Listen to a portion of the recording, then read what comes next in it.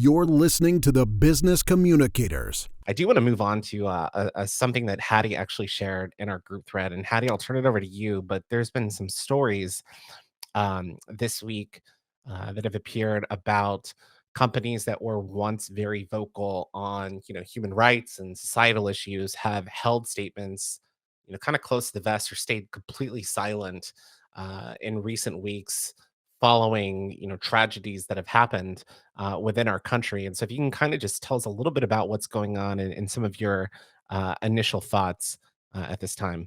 We're reading about how companies are staying silent about tragedies and not wanting to speak about them.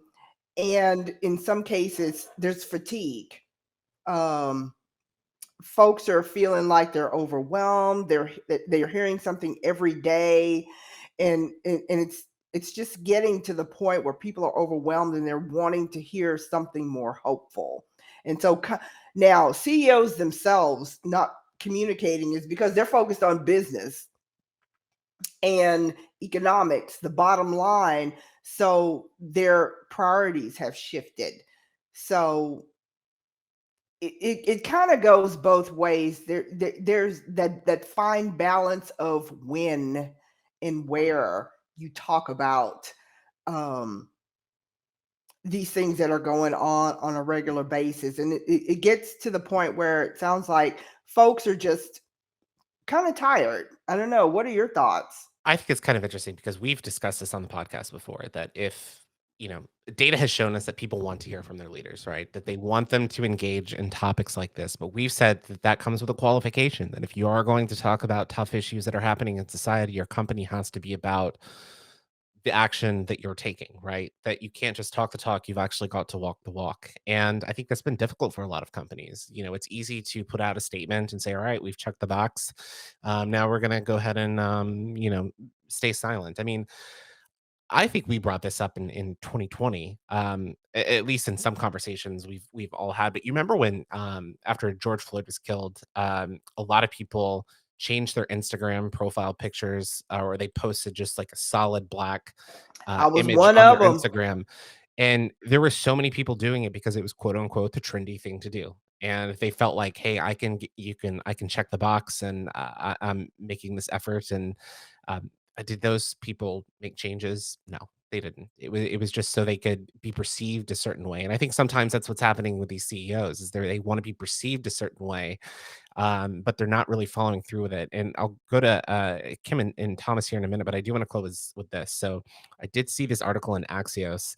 It says that the CEO for this organization, Action for Diversity and Inclusion, which consists of 2,400 CEOs who publicly pledged to, quote, create more inclusive cultures while not being afraid of having difficult conversations about diversity and equity and inclusion, provided a no comment statement when asked about the recent situation in Memphis and the tragic death of Tyree Nichols.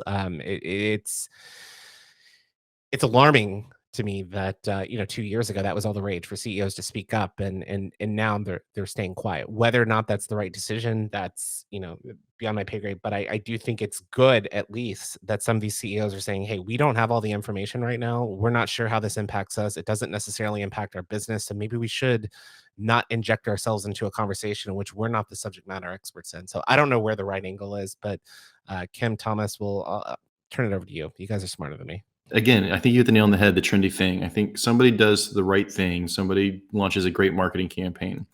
You said that everybody was jumping on the board because it was the trendy thing to do. And immediately what went back to my head was the Lance Armstrong Live Strong Foundation with those little yellow rubber bracelets that they had.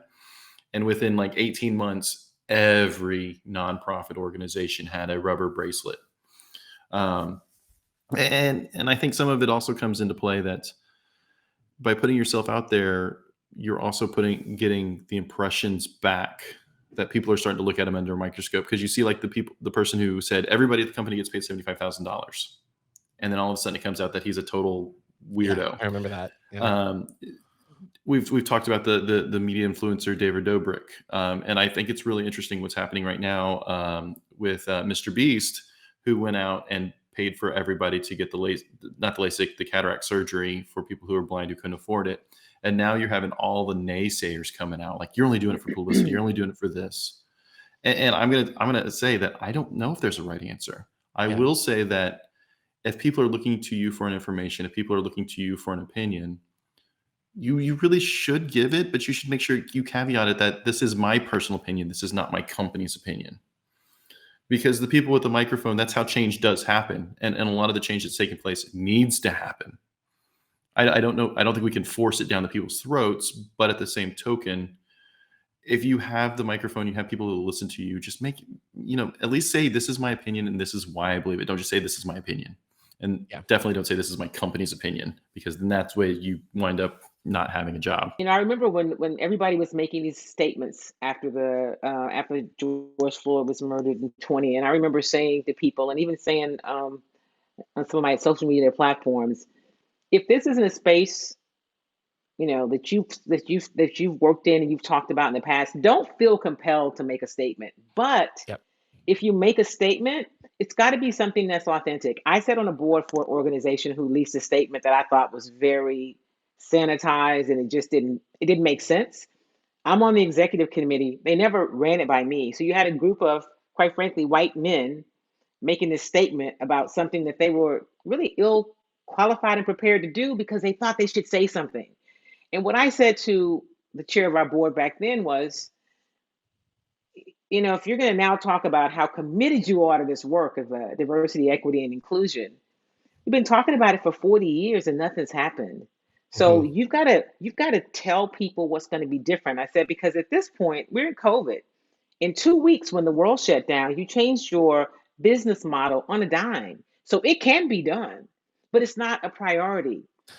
And I'm not going to say Well, it's okay, but I think you've got to be authentic. I think that's what it is. You've got to be authentic and not just say it because you think I should be on the bandwagon and I want to say I have a statement. Because what I've been doing, quite frankly, is going back and looking at companies that were all up front saying what they were going to do and to see what they've done, right? Ben and Jerry's had been doing the work. So for them to say, this is who we are, they had some equity in the space. I think the mhm. problem now is the CEOs are saying nothing. I think that's a bad idea. You're human. You don't have a thought.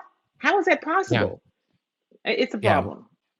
Yeah, and I love the analogy that you just gave about we saw how companies pivoted during COVID, working remotely. That's so true. Like, you can change if you want to. You can have representation if you want to.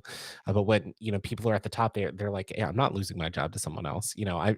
It's kind of this selfish mindset. Once you get the power, you don't want to lose the power. And I know I've discussed this on the podcast, but I do want to bring it up again because I remember this is actually one of the reasons why I started another podcast, Cautious Coffee. So when I was at BP, I remember after George Floyd, we had this town hall meeting, and uh, it was our CEO, who was based in London, who's British, and the chairman of the board, who also European, can't remember which country. They didn't have any representation from America. They wanted to talk about this issue in America.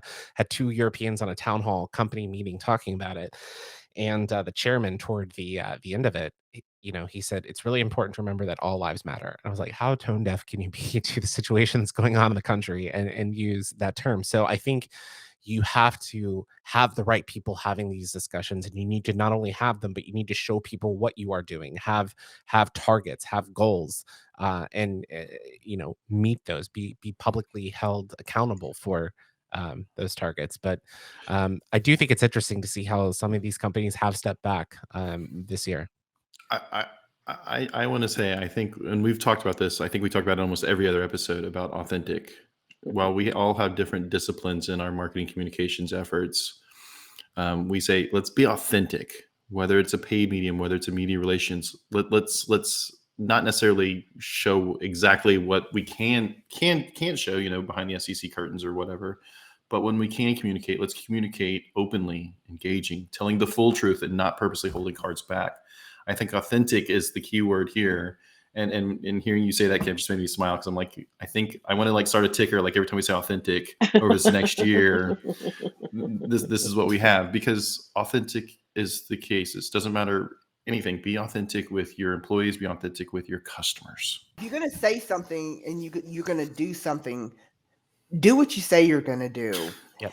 And then, you've got folks who have come forward. They've put people in place. They have these great D&I programs. However, they haven't done things to sustain them since this whole George Floyd thing. And communication, like you said, in some cases, while it has fallen off or people have become silent, they're also not following through. Whatever they have communicated in some cases. So that's even more disappointing to me as well.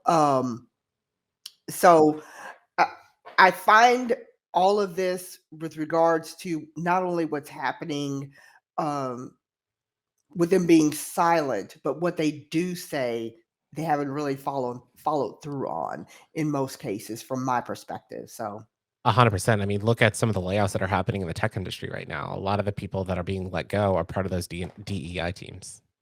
Well, that's also because D&I has conveniently been put in the recruiting sections of these companies. That's HR.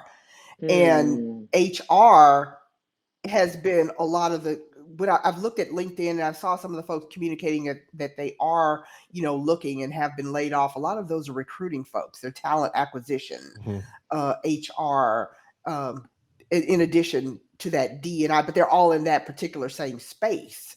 So I don't want to call it convenient, coincidental, or what have you, but it's just ironic that happens to be that group of folks that are being laid off. Well, it shows where the commitment is or is not, right? And, I go back to think about, when we talk about, here we go, you can check the box, this authenticity in terms of how we communicate. That was different with the Texans organization yesterday. Cal McNair sat on the stage. He didn't have a script. And I know that that's not a very comfortable space for him. He's not a natural orator. That's not what he does. But yesterday, he said a few things, which was enough. And then he turned it over to Nick Caserio, who's usually much more robotic. He still is that because that's his DNA. But he was far more human yesterday than I've ever seen him. So what that does is it makes you more believable. It's easier for an audience to connect with you because while it's not perfection, none of us have that, but it's believable. And that is the thing about being believable and relatable. If you're just, listen, this is what we know. This is, we did that, but this is what we're doing now. And this is where we're trying to go. And we hope you go with us in so many words. People appreciate that. Okay, guys, I can try you. All right, I'm in. And that's what I saw yesterday. And that's what these companies who came out with these bold statements in 2020 that didn't live up to them. That's where they're like, well, yeah, I got nothing now. Well, there's got to be somewhere in between. You may not have that, but you got to have something. And so I think they should be pressed. You can't be in the space and not be human. That's just not okay. I agree. So that's the challenge of business leaders. If you haven't met your targets, that's okay. Tell us about it. Show us action. What are you doing? What are you doing to improve? Has the timeline shifted? You don't have to have all the answers right away. You don't have to make this 180-degree turn overnight. You need to show progress. I think that's something that's incredibly important. You've been listening to the Business Communicators.